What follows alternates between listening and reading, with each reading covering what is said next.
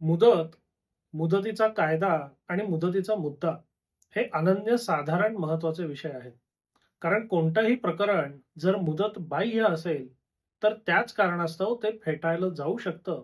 मग त्याची गुणवत्ता कितीही चांगली असो किंवा साक्षी पुराव्याच्या आधारे ती कितीही प्रकरण चांगल्या प्रकारे सिद्ध होण्याची शक्यता असो. म्हणूनच मुदतीचा मुद्दा हा फार महत्त्वाचा आणि काळजीपूर्वक बघण्याचा विषय आहे. त्यात सुद्धा आपल्याकडे गंमत अशी आहे, की मुदतीच्या मुद्द्याकरता आपल्याकडे विविध कायदेशीर तरतुदी आहेत. एक सगळ्यात महत्त्वाचा कायदा जो आहे, तो म्हणजे मुदतीचा कायदा आणि लिमिटेशन ॲक्ट. आणि बाकी सुद्धा जे विविध कायदे आहेत, ज्या अंतर्गत आपण विविध प्रकरणं दाखल करतो, त्या कायद्यांमध्ये सुद्धा काही ठिकाणी मुदतीच्या तरतुदी केलेल्या आहेत. मग आता प्रश्न असा येतो, की समजा मुदतीच्या कायद्यामध्ये सुद्धा एखाद्या प्रकरणासंदर्भात तरतूद आहे आणि जो स्वतंत्र कायदा आहे, त्यामध्ये सुद्धा मुदतीची तरतूद आहे, तर नेमकी ग्राह्य कोणती धरायची?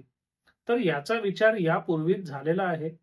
मुदतीच्या कायद्यामध्ये तशी स्पष्ट तरतूद करण्यात आलेली आहे आणि त्या तरतुदीनुसार जेव्हा एखाद्या विशेष कायद्यामध्ये मुदतीची तरतूद केलेली असते आणि त्या पार्श्वभूमीवर आपण मुदतीच्या कायद्याचा जर विचार करायचा ठरवला, तर विशेष कायद्यामधली मुदतीची जी तरतूद आहे, ती ग्राह्य ठरते, ती वरचढ ठरते.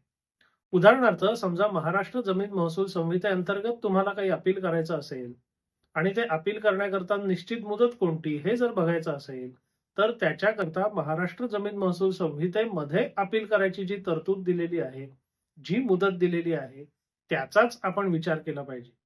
त्याचबरोबर अपिलाकरता जर विलंब झाला असेल, तर तो विलंब माफी करता सुद्धा महाराष्ट्र जमीन महसूल संहितेमधली तरतूद वापरली पाहिजे.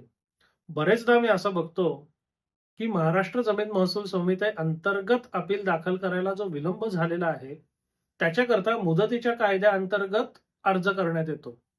जे तांत्रिकदृष्ट्या आणि कायदेशीरदृष्ट्या चुकीचं आहे आणि त्याचा आपल्याला दुष्परिणाम भोगायला लागू शकतो.